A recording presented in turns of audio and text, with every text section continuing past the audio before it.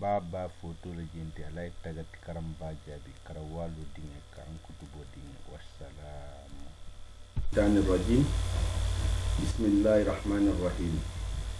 الحمد لله رب العالمين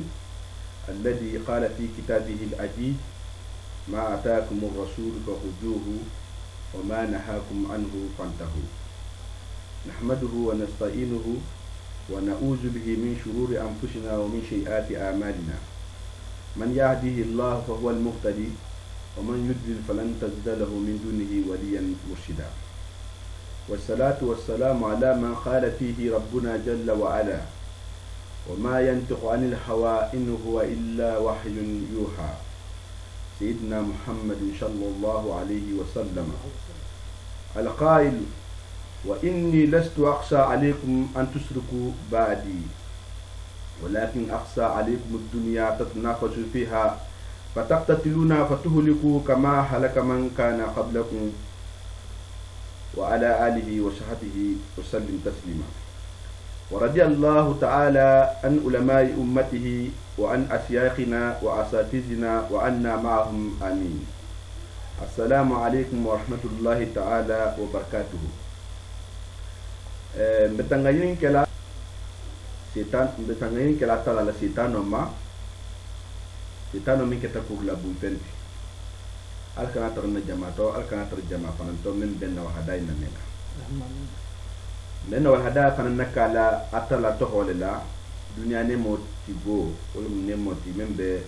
logurin alkama ne mo tigo ne mo membe khal kharni ngata la tantula date ngabe marugo min ko ala kitabo kono kila mo honata temmental ko mo alla kilati alayhi salatu wassalam kala muta na hal fatandi memma kalima tawala kewlew be marugo tantula mbede ma fara nyini natenna be mpa be tanga nyini kilata tala fana manne ku jahoma anin na bara kurungo she ku jahoma na shimma na tala ham ho men kanda o mo kanda jongol na tala mo ho men na tibi mo temtem mesto wali yume de marlawo mesto mo hola nata kanda kandar la ku tafana mesto tan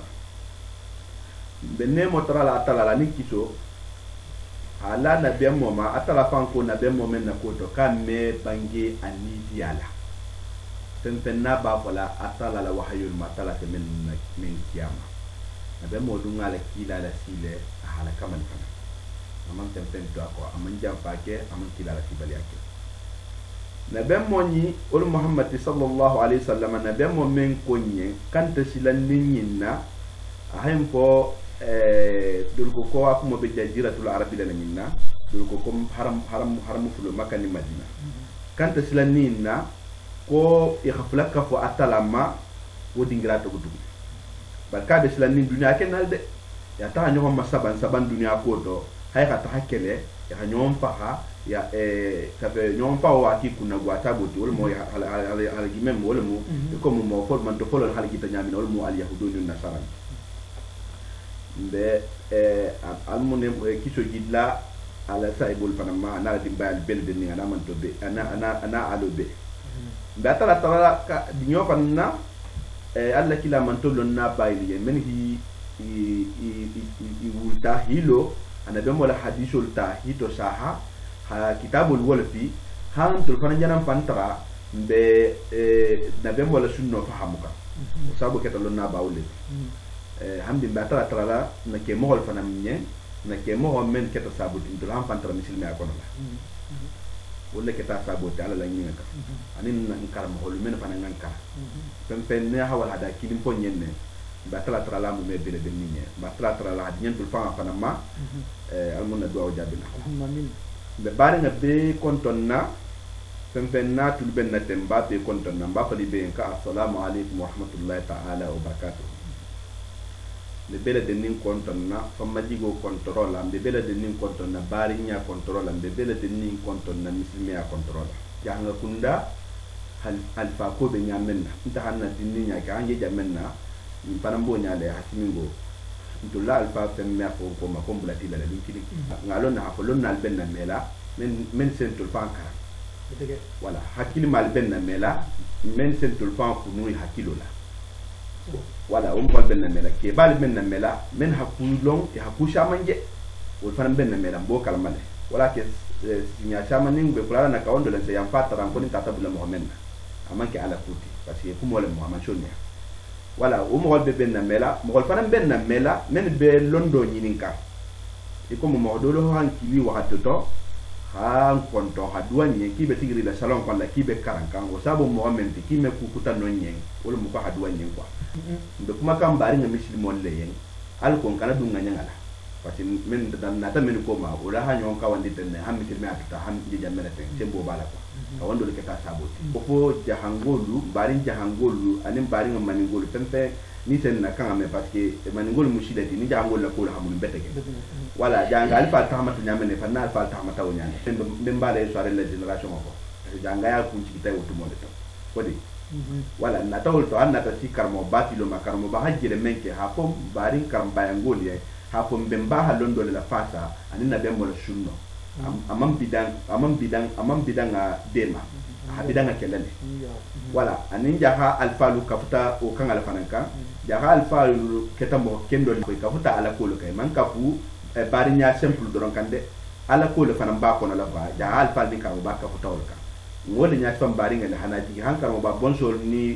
wol ni hondul tamita nyam men han sita kan ko bon ba na sulamin le histoire o gi dole benon ntol man kam me yebe bela ko be mbal blata sulamin ka sila kendo lo tum wala atala dum Allah hidolo fanta ko ni blata be mba ko membe sila kendo kan kasi ka fi be mba ma ale ba ka so kindia ale mama ngara mama fadiga al mo dolti hamba fa kindia ba no mutamale ji alwana pasaro donc ana bla ale mbal fode karma de ba kan jalon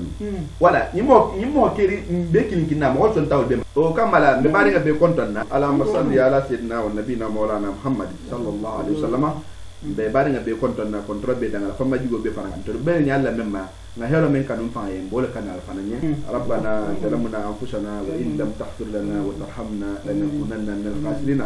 rabbana alayka tawakkalna wa ilayka anabna wa ilayka al-mashir rabbana la taj'alna fitnatan lil ladina kafaru wa akhzana rabbana innaka antal azizul hakim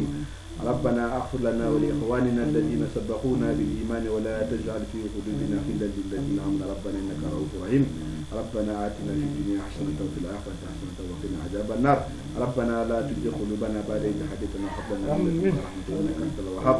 سبحان ربك رب العزة عما يصفون والسلام على المرسلين الحمد لله رب العالمين alam de kandala hanu shiraken ka hanki dawol ma hanki setan masibo ma hanki setan masibo ma hanki setan masibo ma hanki setan masibo ma hanki